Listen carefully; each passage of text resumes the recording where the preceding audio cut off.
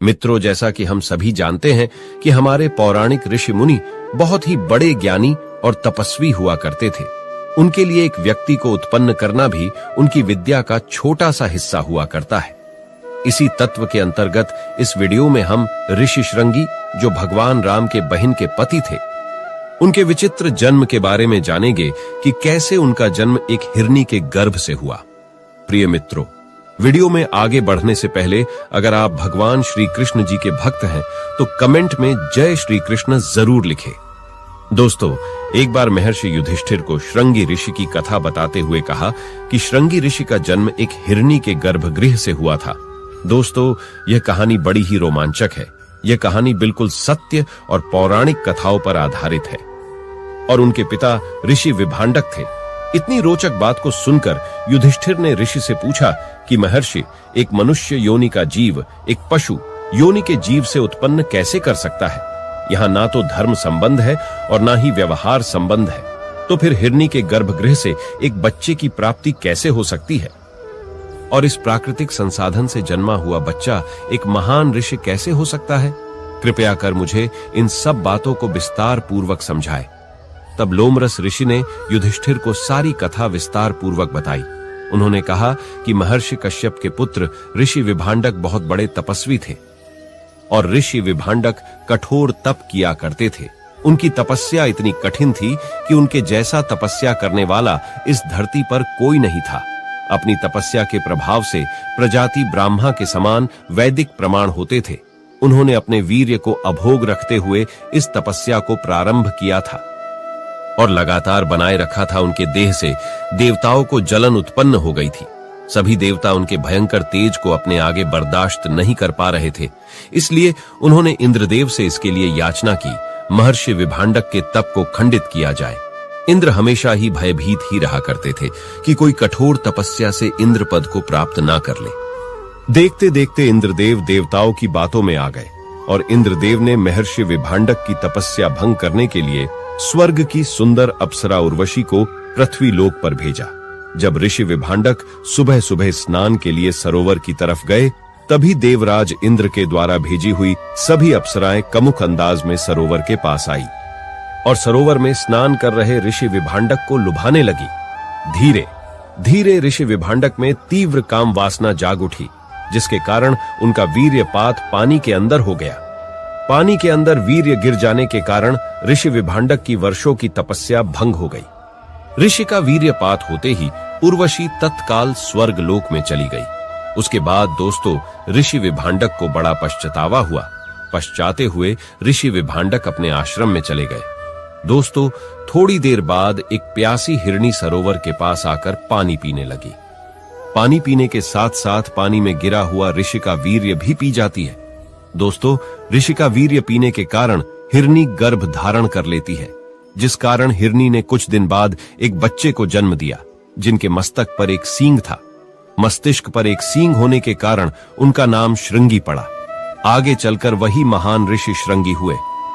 फिर दोस्तों, युधिष्ठिर इतना सुनने के बाद लोमरस ऋषि से कहते हैं कि महर्षि, एक बात बताइए कि पानी के साथ वीर्य को पी लेना एक हिरनी का गर्भ कैसे ठहर सकता है? यह प्राकृतिक रूप से कैसे स्वीकार किया जा सकता है? तब महर्षि लोमरस बताते हैं, वह हिरनी कोई मामूली हिरनी थी, बल्कि अपने पूर्व जन्म में एक देव कन्या थी। उसे श्राप मिला था कि हिरनी के रूप में तुम्हें गर्भगृह प्राप्त होगा, और इस श्राप से मुक्त होने का उपाय ब्रह्मा ने जी उन्हें बताया था कि ऋषि विभांडक का वीर्य गर्भगृह में धारण कर एक बच्चे को जन्म देगी। फिर इसके बाद तुम इस श्राप से मुक्त हो जाओगी और वापस से देव कन्या बन जाएगी। और बच्चे को ऋषि विभांडक के यहाँ छोड़कर वह स्वर्ग लोक चली गई। दोस्तों, इस प्रकार श्रृंगी ऋषि का जन्म एक हिरनी के गर्भगृह से हुआ था। दोस्तों, लोग कहते हैं कि भगवान राम की बहन ऋषि श्रृंगी की पत्नी थी। ऐसा कैसे हो सकता है? चलो इसे भी जान लेते हैं। रामायण के सारे चरित्रों के बारे में लगभग सभी लोग जानते हैं। सबको पता है कि भगवान राम के 3 भाई थे, लक्ष्मण, भरत और शत्रुघ्न। लेकिन बहुत कम लोग जानते होंगे कि भगवान राम की एक बहन भी थी, जिनका नाम शांता था। रामायण में भी शांता का बहुत कम जिक्र है। शांता इन चारों भाइयों की बड़ी बहन थी। शांता का जिक्र रामायण में भी है। वह राजा दशरथ और कौशल्या की बेटी थी। जिन्हें वर्षिणी और उनके पति रोमपद ने गोद लिया था। शांता ऋषि श्रृंग की पत्नी थी। शांता और ऋषि श्रृंग के वंशज सेंगर राजपूत हैं, जिन्हें एकमात्र ऋषिवंशी राजपूत कहा जाता है। शांता महाराजा दशरथ और कौशल्या की बेटी थीं, जिन्हें अंग देश के राजा रोमपद और कौशल्या की बड़ी बहन वर्षिणी ने गोद लिया गया था। वर्षिणी की कोई संतान नहीं थी।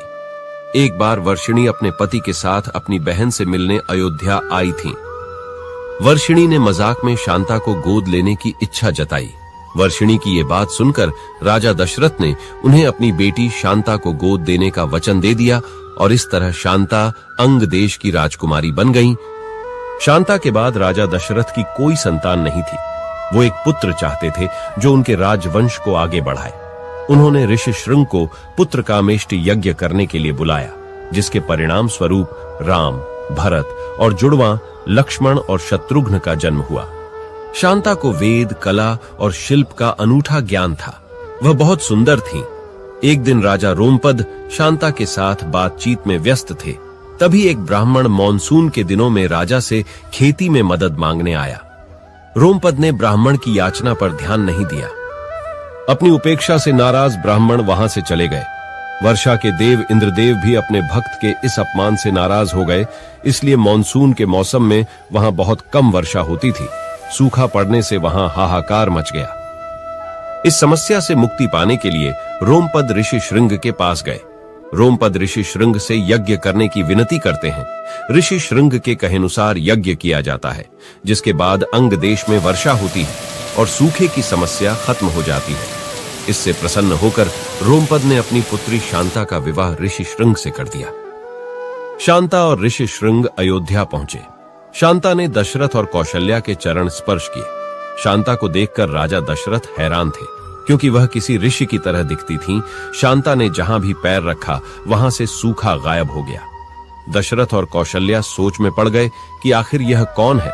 तब शांता ने स्वयं अपनी पहचान प्रकट की। उन्होंने कहा, मैं आपकी पुत्री शांता हूं। दशरथ और कौशल्या को यह जानकर बहुत खुशी हुई कि वह उनकी पुत्री शांता है, जिसे उन्होंने एक ऋषि को गोद दे दिया था। हालांकि राजा दशरथ अपनी राजकुमारी बेटी का हाथ एक ऋषि को देने के इच्छुक नहीं थे, लेकिन फिर भी वह इस बात के लिए मान गए। सालों बाद भी राजा दशरथ की कोई संतान नहीं होती। वह पुत्र कामेष्टि यज्ञ करने के लिए फिर से ऋषि श्रृंग को आमंत्रित करते हैं। यज्ञ कराने के बाद ऋषि श्रृंग रानियों को प्रसाद खाने को देते हैं और इस तरह अयोध्या के राजकुमारों का जन्म होता है। धन्यवाद मित्रों।